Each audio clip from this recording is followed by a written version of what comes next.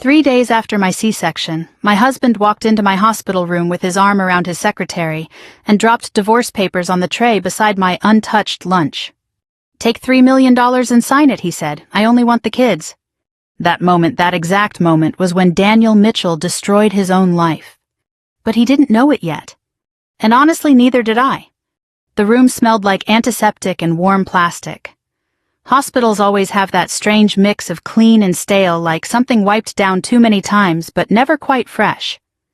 My incision burned every time I shifted even a little. I'd barely slept since the surgery. 2 bassinets sat beside the window. Emma and Grace. My daughters. 3 days old. The afternoon sun filtered through the blinds in thin golden lines across their blankets. One of them stirred and made a tiny squeaking sound.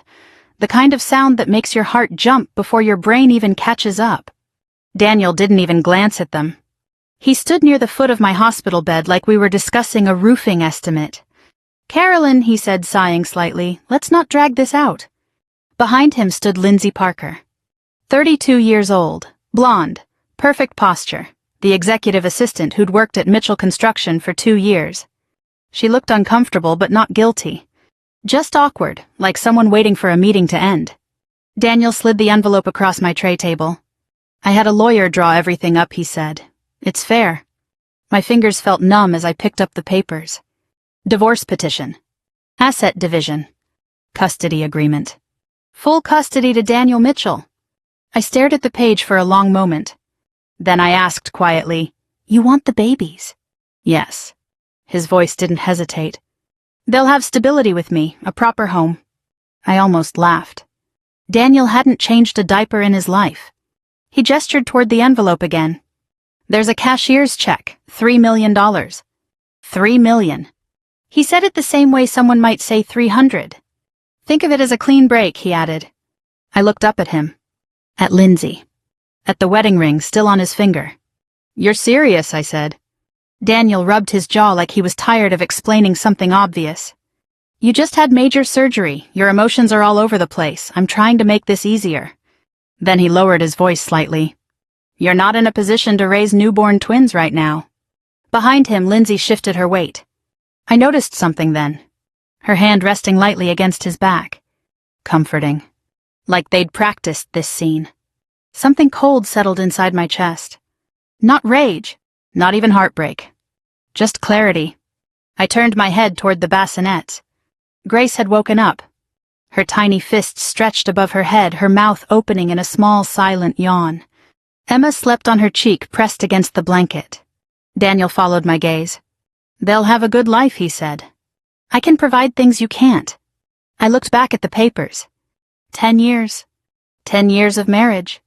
10 years helping him build Mitchell Construction from a 2-truck operation into one of the biggest contractors in eastern Nebraska. Payroll spreadsheets at midnight. Tax forms spread across our kitchen table.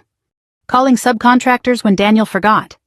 Keeping the books straight while he played golf with clients. But standing there in that hospital room, Daniel acted like I'd just been some temporary employee. My incision throbbed again. A nurse passed in the hallway outside. The soft squeak of rubber soles echoed through the door. "Sign it," Daniel said. My hand moved before I'd fully decided. I picked up the pen. The paper crinkled softly under my wrist. For a second, the room went completely quiet except for the distant hum of hospital equipment. Then I wrote my name. Carolyn Mitchell. Daniel exhaled like a man relieved a problem had finally been solved. "Thank you," he said. He gathered the papers, slid the envelope toward me, and stood. "We'll handle the rest through lawyers." Lindsay gave a tight little smile. "Take care of yourself," she said. The two of them walked out together. The door closed behind them with a soft click. And just like that, my marriage was over. I sat there for a long time. The hospital clock ticked slowly on the wall. Grace began fussing. A thin, uncertain cry. I carefully swung my legs off the bed. The movement sent a sharp bolt of pain through my abdomen, but I ignored it. Mothers learn to ignore pain pretty quickly. I lifted her gently. She weighed almost nothing. Her tiny fingers wrapped around the edge of my hospital gown. Emma stirred in the other bassinet. I picked her up too. Now I held both of them. My daughters. Daniel thought I'd walk away from them, The idea was almost funny. I leaned down and kissed Emma's forehead. Then Grace's. "Your daddy doesn't know me very well," I whispered. The room was quiet except for their soft breathing. I shifted carefully back into the bed and reached for my phone. There was only one person I trusted right now. Janet Alvarez. Retired nurse. My best friend since college. She answered on the second ring. "Carolyn, everything okay?" "No," I said quietly. A pause. Then Janet's voice sharpened instantly. "What happened?" I glanced at the door. "Daniel came to the hospital today." Another pause. "With Lindsay," I added. Janet swore under her breath. "What did he do?"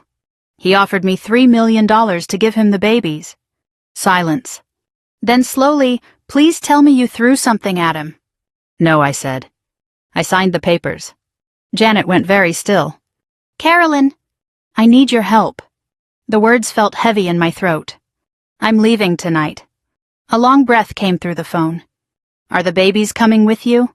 "Yes." Her answer came immediately. "I'll be there in an hour." Night fell early that evening. Hospitals always feel different after dark, quieter. The lights dimmer, the hallways echo more. Janet arrived wearing scrubs and a denim jacket. She stepped into the room and froze when she saw the twins. "Oh my God," she whispered. Her eyes softened instantly. "They're beautiful." She leaned over the bassinets, then looked back at me. "You ready?" "Not really." "That's okay," she said. "Most big decisions start that way." She moved efficiently. That's the nurse in her. Within 20 minutes we had the babies wrapped in hospital blankets and secured into infant car seats. Janet carried one. I carried the other. Each step down the hallway pulled painfully at my incision. But adrenaline is a powerful thing. No one stopped us. Hospitals are busy places. 2 women leaving with newborns didn't raise any alarms. Outside, the Nebraska night air felt cool against my face. Janet's pickup truck sat under a flickering parking lot light. She opened the back door and carefully secured both car seats. I climbed into the passenger seat. For a moment, neither of us spoke. Then Janet started the engine. "Where are we going?" she asked. "Lincoln." She nodded. "Good." The truck rolled out of the hospital lot and onto the quiet street. Omaha slid past us in dark storefronts and streetlights. Emma made a soft squeaking noise from the back seat. Grace followed with a sleepy sigh. I twisted around to look at them. Janet glanced at me briefly. "You okay?" "No," I said honestly. Then after a moment, "But I will be." At 6:30 the next morning, Daniel Mitchell woke up in his downtown Omaha condo. He poured coffee, checked his phone, and answered a call from the hospital. By the time he hung up, the coffee had gone cold, because his newborn daughters were gone. And so was I. We got to Lincoln just after 1 in the morning. Janet lived in a quiet brick ranch on the south side of town, not far from Holmes Lake. It sat on a street lined with maple trees and mailboxes that all leaned a little one way or the other. The kind of neighborhood where people still brought in each other's trash cans if they noticed one left out too long. Her porch light was on when we pulled up. The house looked warm, safe. That nearly made me cry right there. Janet parked in the driveway and turned off the engine. For 1 second, everything went still. No hospital machines, no hallway carts rattling by, no Daniel, just the soft ticking of the engine cooling and the faint rustle of the twins in the back seat. Janet looked over at me. "You want 30 seconds to fall apart, take it now," she said gently. "Then we go inside." I laughed, but it came out shaky. "I don't think 30 seconds is gonna cover it." "Then take 45. That was Janet. She always knew exactly how much softness to give before she pushed me forward. She carried Grace.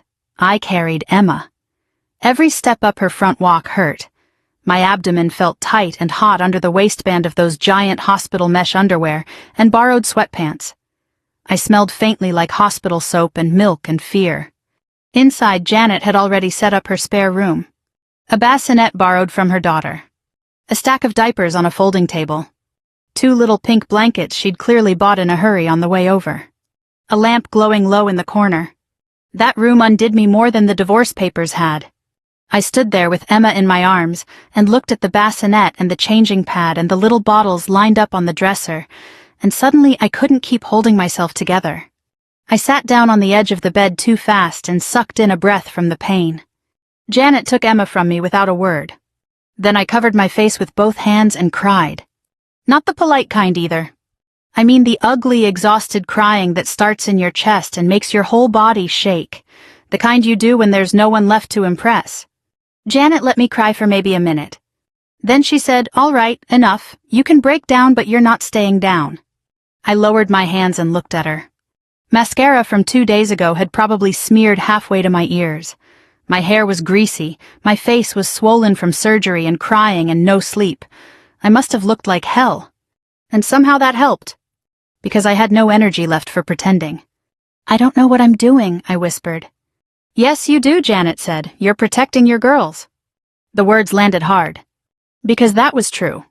Not revenge, not drama, not pride. Protection. I nodded once. Then I stood back up. "Okay," I said, "tell me what to do next." The next few days were a blur of feeding schedules, pain medication, legal panic, and almost no sleep. That first morning in Lincoln, I sat at Janet's kitchen table in my robe while she made coffee strong enough to raise the dead. The twins were finally asleep after what felt like an all-night protest against being born. Sunlight hit the yellow Formica tabletop. Janet slid a mug toward me and said, "Drink that before you turn into a ghost." I wrapped both hands around the mug. Her kitchen smelled like coffee, toast, and baby formula. A normal smell, a home smell. I hadn't realized how badly I needed that. Janet sat across from me with a legal pad. "Start at the beginning," she said, "and don't leave out the parts you're embarrassed about." I gave a tired little laugh. That could take a while. I canceled my dentist appointment. So I told her. Not just about the hospital room, about the whole thing. How Daniel had changed slowly, not all at once. That's the thing people don't always understand. Men like him rarely walk in wearing a sign that says, "I'm going to break your heart and rewrite the story so it looks like your fault." They ease into it, one small disrespect at a time. 10 years earlier, when we were still living in Fremont, and Daniel had just one truck and a helper named Rick, we used to sit at our tiny kitchen table and dream out loud. He'd say things like, "Once the business gets steady, we'll breathe easier." Or, "One more good year and we'll finally take that trip to Colorado." I believed him. Back then I worked the books after dinner while he drove around bidding jobs. I handled invoices, payroll, permit fees, workers' comp paperwork, tax deadlines. All the ugly little details no one claps for. Daniel had charm, I had discipline. Together we built something real. At least I thought we did. As the company grew, Daniel became the face of Mitchell Construction. He got nicer suits, better watches, a country club membership in Omaha. He started saying things like, "You don't need to worry your head about this part," whenever I asked questions. At first I thought he was trying to protect me from stress. Later I realized he was pushing me out. The weird thing is I let him, because by then I was almost 40, still hoping I might have a baby if I just held on a little longer, and I was tired. Tired women make compromises they'd never advise their daughters to make. Janet listened without interrupting. At one point she just said, "He didn't get smarter, he got more arrogant." "Same difference," I muttered. "No," she said, "smart men hide it better." That actually made me smile. Then my phone buzzed on the table. "Unknown number." My stomach dropped. I answered anyway. "Carolyn Mitchell," a man asked. "This is she." "My name is Robert Klein. I represent Daniel Mitchell." Of course he did. I pressed my free hand against my forehead. "What do you want?"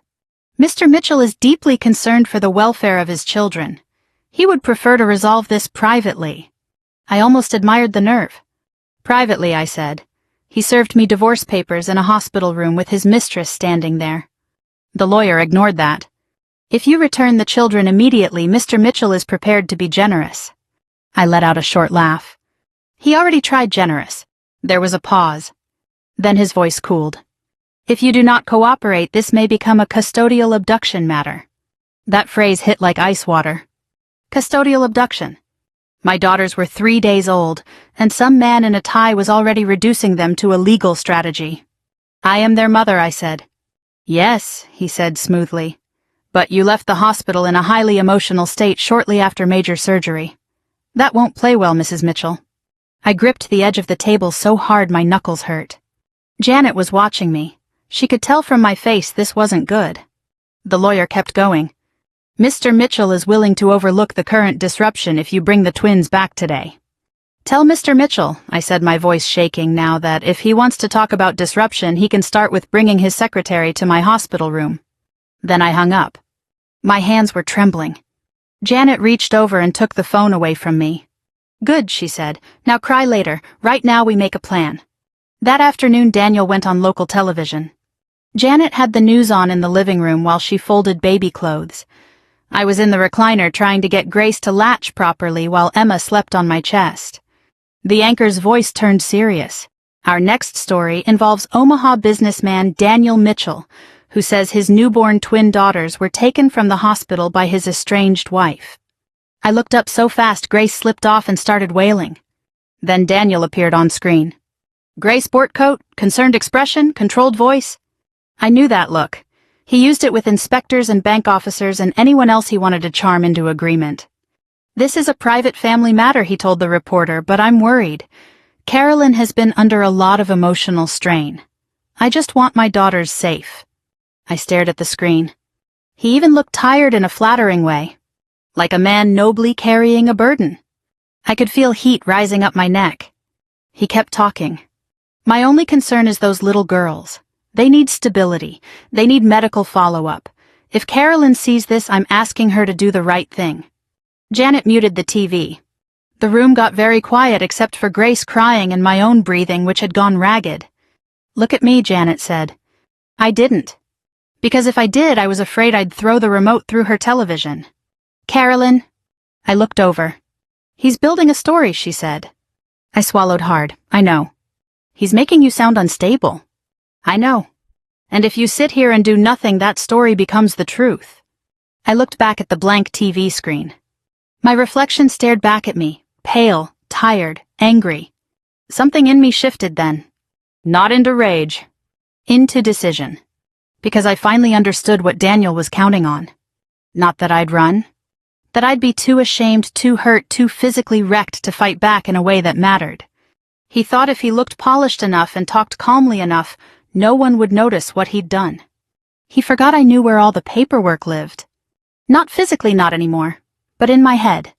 And in other places. I handed Grace to Janet, stood up too fast, and winced.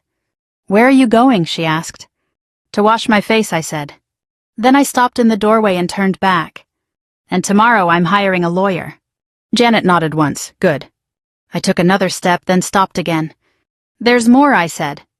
What do you mean? I leaned against the doorframe. When Daniel started pushing me out of the business last year, I copied some records. Janet's eyebrows lifted. How many? Enough to make him nervous. Now she gave me a real smile. That's my girl. The next morning, Janet drove me to a family law office near downtown Lincoln called Becker, Shaw and Lowell. Brick building. Fake ficus in the lobby. A receptionist with kind eyes and reading glasses on a chain. My attorney was a woman named Denise Shaw. Late 50s, silver bob, navy suit, no nonsense. She shook my hand, looked at the twins in their carriers, then looked back at me. You left the hospital because you believed your children were at risk of being taken from you, she said. Yes. Did you intend to disappear forever? Number. Good, she said. Because judges understand frightened mothers. They do not love vanishing acts. I appreciated that she didn't sugarcoat anything. I told her the whole story. She didn't interrupt much, just took notes with a fountain pen and asked clean, sharp questions. When I finished, she leaned back and said, Your husband made a mistake. That's putting it nicely. He weaponized timing. He assumed you'd be too physically vulnerable to respond effectively. That sounds like Daniel. She folded her hands. Do you want a clean custody fight or do you want the full truth examined? I hesitated. Because until that moment, if I'm being honest, I hadn't fully admitted what I wanted. Not money. Not even revenge exactly. I wanted him to stop being the narrator. I wanted the record corrected. I want the truth on paper, I said. Denise nodded. Then you also need a forensic accountant. I let out a slow breath. I know someone, I said. And I did.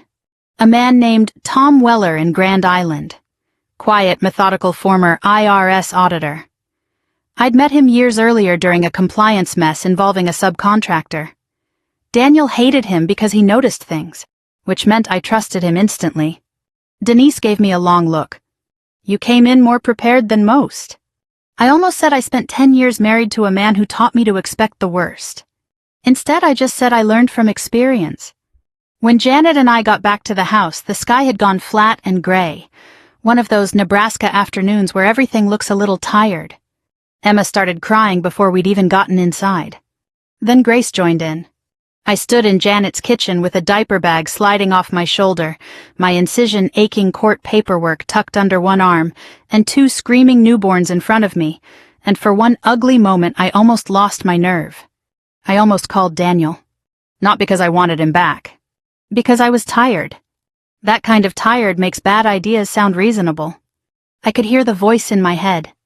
Maybe just work something out. Maybe let him have weekends. Maybe stop before this gets bigger. Then I remembered his hand on Lindsay's back. His voice saying, I only want the kids. The TV interview. The lawyer's threat. And just like that, the weakness passed. Not completely, nothing disappears that neatly. But enough. I picked up Emma first, then Grace. And I said out loud to no one but myself and those 2 tiny girls, we're not going back. That night after Janet went to bed, I sat at her dining room table under the yellow light fixture with Tom Weller's number written on a receipt beside me. The twins were finally asleep in the bassinet. My body hurt. My eyes felt full of sand. But for the first time since the hospital, I wasn't just reacting. I was preparing. I picked up the phone and made the call. Tom Weller drove down from Grand Island 2 days later in a silver Ford Taurus that looked like it had never once gone over the speed limit. That was Tom all over. He was in his early 60s, built like a fence post with thinning gray hair, and the kind of face people trusted by accident. He wore a brown sport coat, sensible shoes, and carried a black accordion file that looked older than at least one of my twins. When Janet opened the door, he nodded politely, stepped inside, and said, I brought my own calculator. Janet blinked. Well, that's comforting. He gave the smallest hint of a smile. I liked him immediately. We sat at Janet's dining room table while the twins slept in the bassinet by the living room window. Every so often one of them made a tiny snuffling noise, and I'd glance over without even thinking. Tom noticed that, but didn't comment. He just opened the file and said, show me what you kept. I had more than Daniel would have guessed. Not everything. I'm not a magician. But over the last year, when Daniel started easing me away from the company accounts and telling me Lindsay was streamlining operations, I'd copied what I could. Payment summaries, tax filings, vendor spreadsheets, internal transfer records.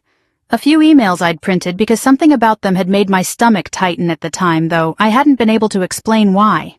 Now I spread those papers across Janet's table between a sugar bowl and a jar of wooden spoons.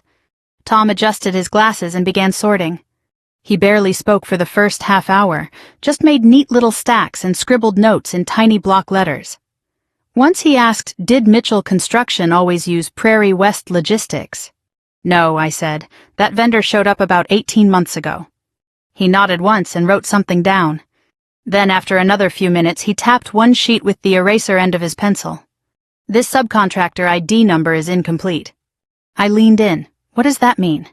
It means either someone got careless or someone assumed no one would look closely. Janet set a plate of sandwiches on the table. I'm rooting for careless and criminal, she said. Tom looked up. In my field, those often travel together. That got the first real laugh out of me in days. It felt strange laughing with surgical tape still pulling at my skin and fear still sitting square in my chest. But maybe that's how people survive. Not by feeling one thing at a time, but by carrying several at once, and somehow continuing anyway. By late afternoon, Tom had covered half the table with organized piles. He finally leaned back in his chair and let out a long breath. Well, he said. That word landed heavily. Janet folded her arms. That bad? Tom looked at me first. Do you want the cautious version or the plain one? The plain one. He nodded. Your husband has been moving company money through shell vendors. I stared at him. How much? He slid one of the sheets toward me. This is just the portion I can reasonably trace from what you've saved. Around 1.8 million over 14 months. The number made the room feel suddenly smaller. I looked down at the paperwork, then back at him. For what? That he said is where it gets interesting. He picked up a second stack and pointed to several line items. Luxury furniture deliveries, interior design charges, mortgage payments, utility hookups, all assigned through vendor reimbursements that had no business relation to construction.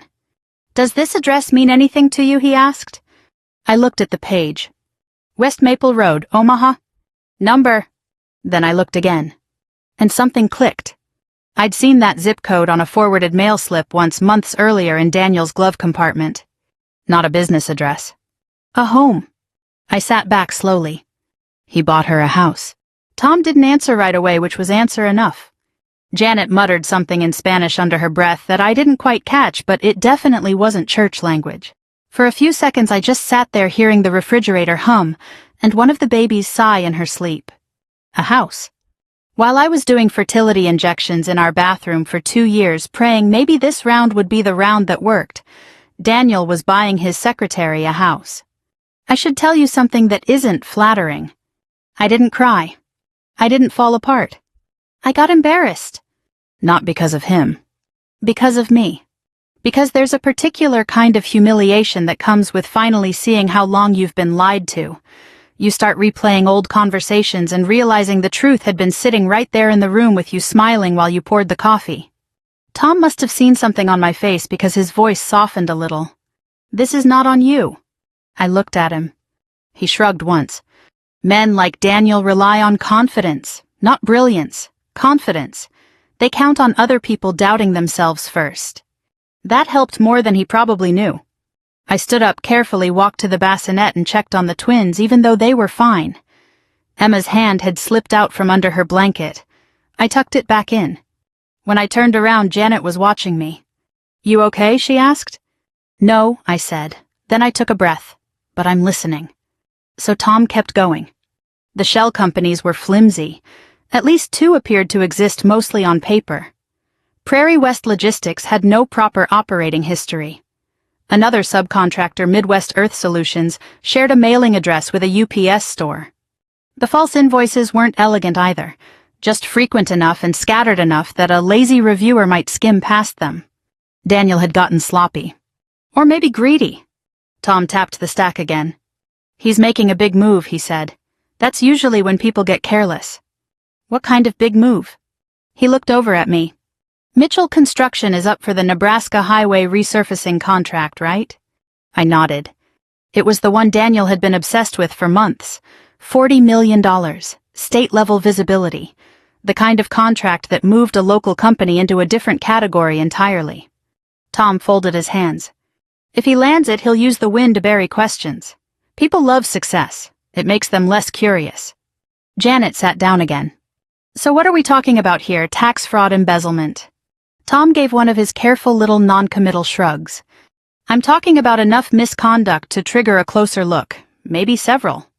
I lowered myself back into my chair. The babies were still asleep. Janet's clock ticked on the wall. Outside, somebody's dog barked twice and then stopped. Normal sounds. A very abnormal conversation. My phone buzzed on the table. This time it was Denise Shaw. I answered right away. Carolyn? How are the girls? She asked. Asleep for once. Good. I just got off the phone with opposing counsel. I closed my eyes for a second. Let me guess. Daniel is concerned. He's petitioning emergency temporary custody. A flush of heat spread through me so fast it made my ears ring. On what grounds? He's claiming you're medically fragile, emotionally compromised, and in hiding with the twins. Janet heard enough from my face alone to know it was bad. Tom quietly started gathering one section of papers into a separate folder. What does he want? I asked.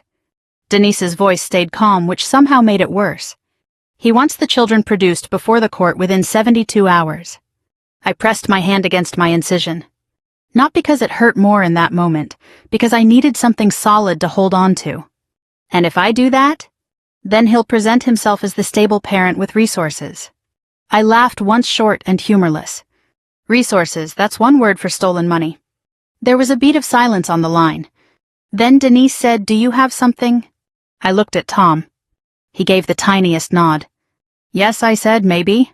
Good, she said. Because if what you have is what I think it is, we stop playing defense. After I hung up, Janet said I hate that man so much. Tom corrected her mildly. You hate his timing. As a person, he may also be unpleasant. That actually made Janet laugh. I didn't, not yet. Because Denise's words were still hanging in the air. We stopped playing defense. That night I barely slept. The twins were up every 2 hours. My stitches itched and burned.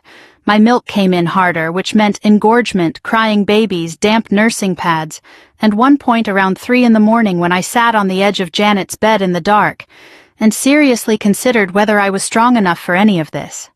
That's the truth. People love stories where a woman gets betrayed and instantly turns into some sharp-eyed avenging angel in perfect lipstick. That was not me. At 3 in the morning, I was in an oversized t-shirt with one breast leaking through it, trying not to wince every time I stood up, praying both babies wouldn't start screaming at once. And for one weak, ugly moment, I thought maybe Daniel should just have what he wants. Not because he deserved it. Because I was tired enough to picture surrender as relief. Then Grace cried. Just one sharp little cry from the bassinet by the dresser. I got up, picked her up, and held her against my shoulder. Her tiny body settled almost immediately. Warm, trusting, mine. I looked over at Emma asleep beside her sister and felt something in me harden again. Not into cruelty. Into steadiness. Daniel wanted me overwhelmed, ashamed, cornered. Fine. But tired women still know how to count. The next afternoon, Denise came to Janet's house in person. She arrived with a leather briefcase and the expression of someone who had not been impressed by a man in a suit in at least 20 years. Tom laid out what he'd found. She listened, asked precise questions, and read the papers one by one. She never rushed, never dramatized. I liked that about her. Finally, she set the last page down. This is serious, she said. Janet from the kitchen doorway muttered, That's lawyer for jackpot. Denise almost smiled. Then she turned to me. There's a hearing next month before the Nebraska Department of Transportation Review Board. Mitchell Construction is expecting preliminary approval on the highway contract. I know. They'll present financial viability compliance and executive reliability. Tom added, which becomes more interesting if executive reliability is fictional. Denise nodded. If we file too early, Daniel's lawyers will frame this as a vindictive marital dispute. He'll bury us in motions, delay, spin, charm, all the usual tricks. I knew that pattern. Daniel loved looking reasonable while setting fire to the room. So what are you saying? I asked. She folded her hands on top of the file.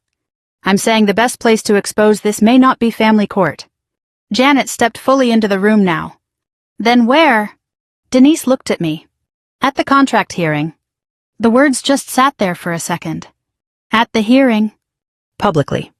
A week earlier, even hearing that idea might have made me shut down, but now I could see it. Daniel up front in one of his tailored jackets talking about integrity and family values, while the board considered handing him $40 million. He'd be polished, confident, untouchable. Until he wasn't. Still, my stomach turned. If I do that, I said slowly, and this becomes an investigation, the company could fall apart. Yes, Denise said. My girls could lose whatever financial future they'd have through him. She didn't argue. Because that part was true. I looked over at the bassinet. Emma was awake now, blinking at the ceiling like she had questions about this whole world already. I swallowed hard. I don't want my daughters growing up with a father in prison. No one is asking you to want that, Denise said. I'm asking whether you want a man with hidden money, fraudulent vendors, and a fabricated public image to use a state contract to fund a custody war against you. That one hit. Because suddenly the choice was clearer than it had been 5 seconds earlier. This wasn't about punishing Daniel for cheating. This was about removing the machine he planned to use against me. Janet spoke quietly. He's not going to stop on his own, Carol. I knew that. I had known it the moment he walked into that hospital room and treated my daughters like line items. Still, I had one more concern. If I do this, I said I want the girls protected. No media names, no photos, no circus. Denise nodded immediately. That can be arranged. Tom closed his file. Then I'll keep building the record. I sat there for a long moment. My body still hurt. My marriage was ash. My husband was trying to brand me unstable while he moved money through fake vendors. And somehow, in the middle of all that, my daughters had started making the sweetest little noises in their sleep. Life is strange that way, heartbreak on one side of the room, hope on the other. I let out a breath. Then I said, I'll do it. Janet straightened. Denise gave one firm nod like a deal had just been struck. Tom simply wrote something down. I looked at the bassinet again and spoke more quietly. I'm done running. That evening, after everyone left, I sat alone in Janet's living room with both girls asleep across my lap, one in each arm, and the lamp turned low beside me. The house was quiet except for the old furnace kicking on now and then. I looked down at Emma's tiny mouth, Grace's curled fingers, their soft dark hair. Then I thought about Daniel standing in front of a room full of officials, smiling that smooth smile, expecting another easy win. For the first time since the hospital, I pictured the moment his face would change. Not because I wanted spectacle, because I wanted truth. And I was finally ready to bring it into the light. The hearing took place on a gray Tuesday morning in Lincoln. Nebraska Department of Transportation headquarters sat in a wide concrete building just east of downtown.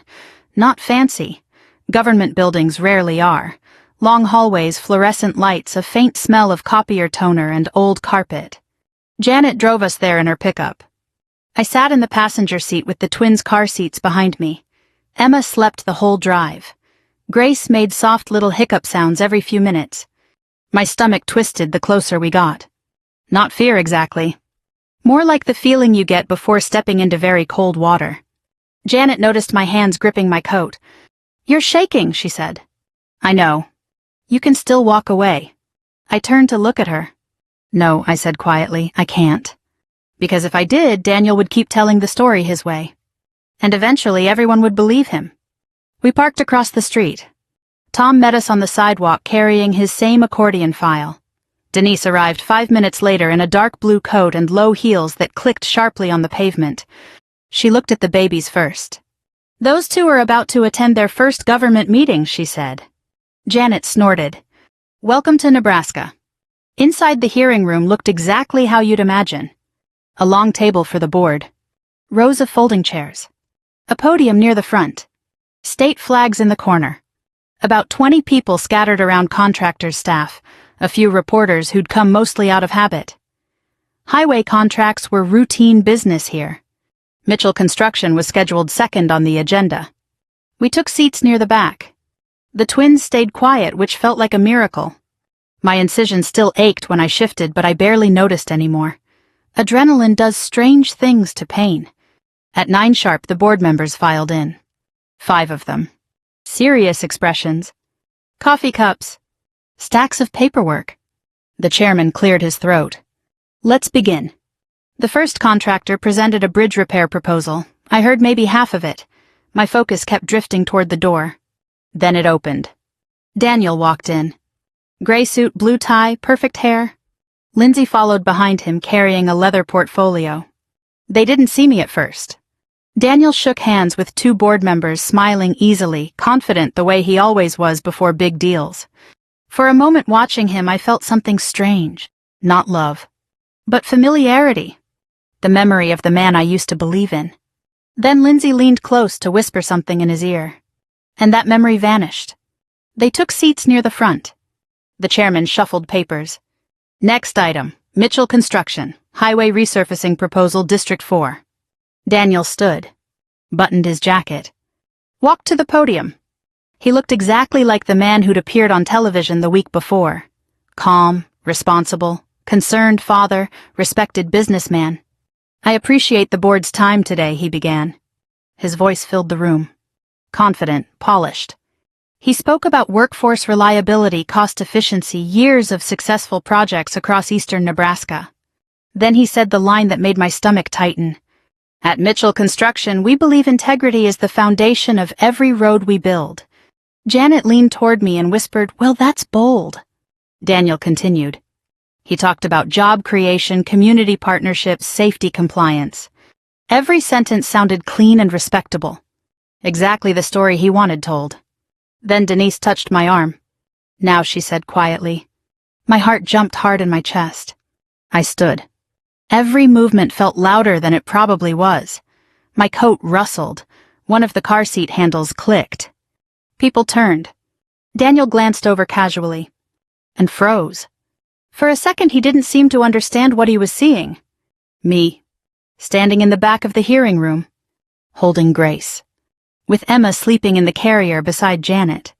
His mouth opened slightly. "Carolyn." The room fell quiet. The chairman frowned. "Ma'am, do you have business with this proceeding?"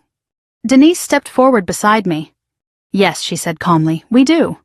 Daniel stared like someone had just dropped a snake on the floor. "What is this?" he said sharply. I walked slowly down the aisle. Every step echoed in the silent room. Grace stirred in my arms but didn't cry. I stopped near the front table. Daniel's face had gone pale under the fluorescent lights. "Carolyn," he said again, voice tight, "now this isn't the place for what?" I asked quietly. "For a family dispute."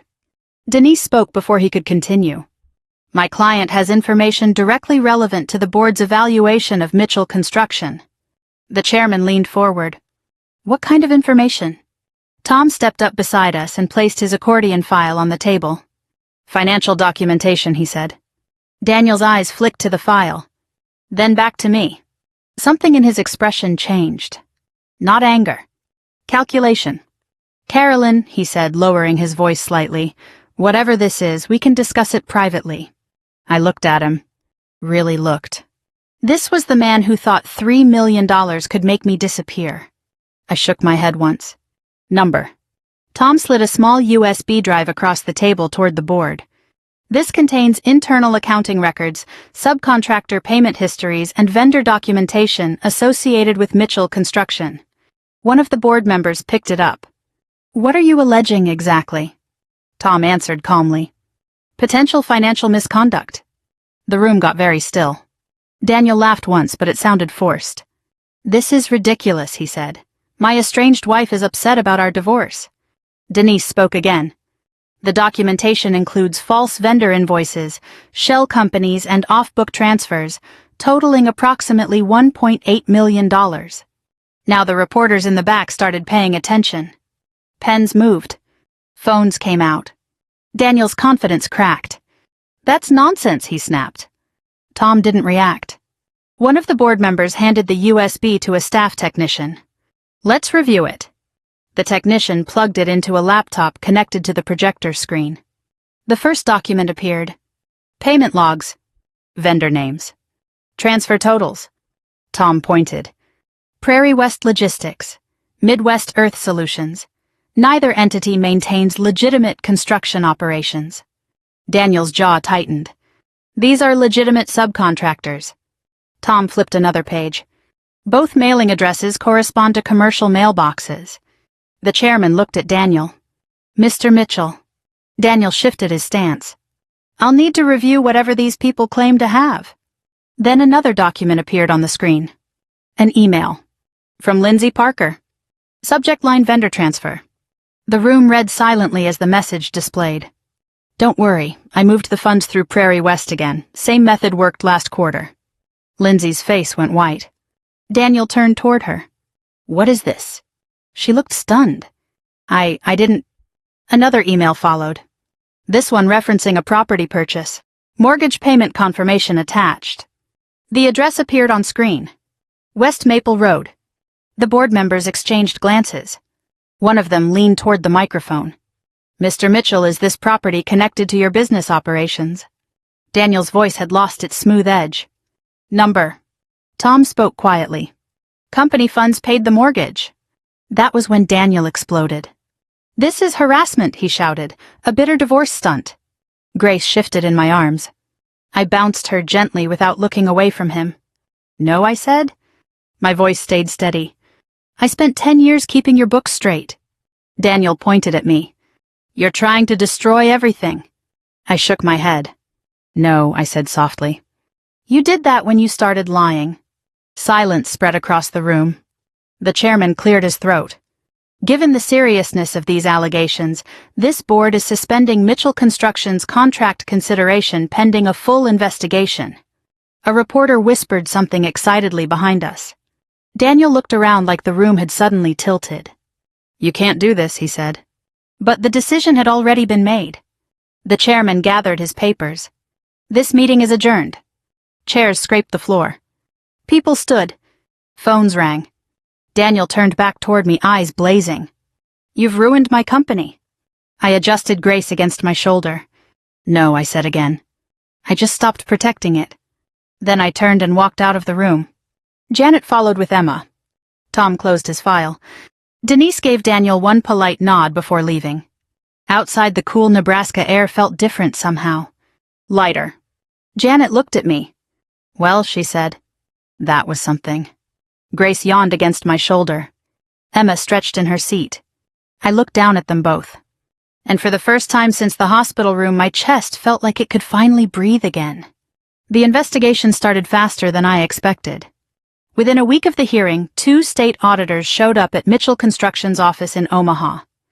By the end of that same week, Daniel's company accounts were frozen pending review. The story made the Omaha World Herald and 2 local TV stations. Not front-page screaming headlines. Nebraska isn't a place that enjoys spectacle. But the facts were there.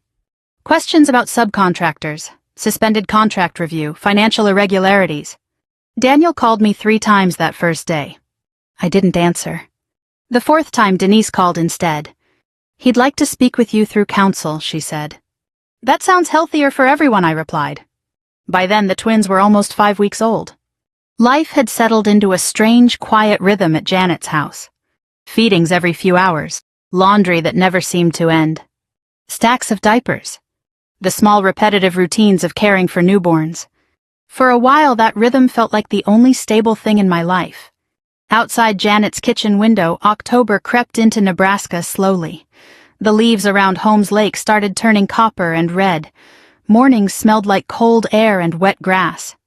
Inside the house, the twins grew stronger. Emma liked to stretch her arms straight out like a tiny weightlifter. Grace had a habit of scrunching her face before every yawn. Those little things anchored me more than any legal strategy ever could.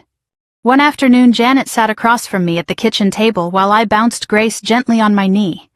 "You look different," she said. "How?" "Less like someone waiting for the sky to fall." I thought about that.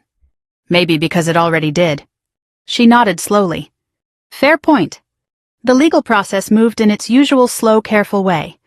Daniel's lawyers tried to argue that the financial records were being misinterpreted. But Tom's documentation held up. The shell vendors were real enough on paper to fool quick audits, but under real scrutiny they unraveled fast. Mailbox addresses, missing equipment records, payments routed through personal accounts. Daniel had counted on no one ever digging deeply. That was his mistake. 2 months after the hearing, the state formally withdrew Mitchell Construction from contract eligibility pending the outcome of a broader investigation. That same week, the custody hearing took place. This time, the courtroom was much smaller than the hearing room had been. Just a judge, a clerk, Denise, Daniel's attorney, and the 2 of us sitting across from each other. Daniel looked older. Not dramatically, but the polish had faded. The confidence he used to wear like armor now seemed thinner. He barely glanced at the twins in their carriers. The judge reviewed the situation carefully. Evidence of financial misconduct. Pending investigation. Public statements Daniel had made about my mental stability that no longer held much weight given the surrounding facts. Finally, after nearly an hour of questions and arguments, the judge folded his hands and said, "For the time being, primary custody will remain with the mother." Just like that. Not dramatic, not triumphant, but solid. Daniel closed his eyes briefly. The hearing ended a few minutes later. Outside the courthouse, he stopped me near the sidewalk. "Carolyn." I turned. For the first time since the hospital, we stood face to face without lawyers or reporters around. "You didn't have to do this," he said. His voice wasn't angry. "Just tired." I thought about that for a moment. "You're right," I said. That seemed to surprise him. "You didn't." "No," I said calmly, "you did." He rubbed the back of his neck, looking out toward the street. "I never thought you'd fight like that." I shifted Grace in my arms. "Neither did I." For a moment we both stood there in silence. Then he said quietly, "What happens now?"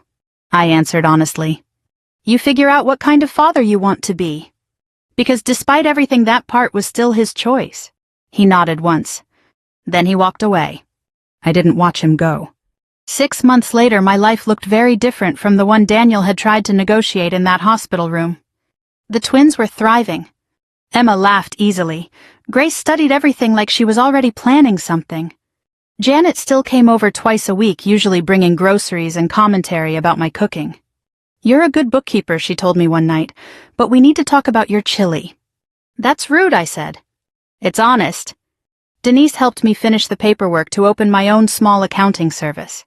Nothing flashy. Just helping local contractors keep their books clean and avoid the exact kind of mess Daniel had created. The day I registered the business name, the clerk behind the counter asked company name. For a second I hesitated. Then I said Carolyn Hayes Accounting. Hayes was my maiden name. It felt good saying it again. Like stepping into sunlight after being inside too long. The $3 million Daniel had given me sat untouched in a savings account. I didn't spend it. Not because I was proud. Because someday it would belong to Emma and Grace, a reminder of where their story started and where it didn't end. Some evenings after the twins were asleep, I'd sit on the back porch of my small Lincoln townhouse and listen to the quiet. Nebraska nights have a certain calm to them. Wind through the trees, the occasional distant train. Peace, in other words. And sometimes I'd think about that hospital room. The smell of disinfectant. The envelope sliding across the tray table. Daniel saying, "Take $3 million and sign it." At the time, he thought he was buying freedom. What he actually bought was the moment I finally stopped protecting his version of the truth. Life doesn't always hand you justice neatly tied with a ribbon. But every once in a while it gives you a chance to stand up and correct the story. And if you're brave enough to take that chance, things can change in ways you never expected. Emma stirred inside through the baby monitor. Grace made a sleepy sigh. I stood up and went inside. Because at the end of the day, those two little girls were the only reason any of this mattered. If this story meant something to you, share it with someone who might need to hear it. And if you believe quiet strength deserves a voice, feel free to follow along for more stories like this. Thank you for listening.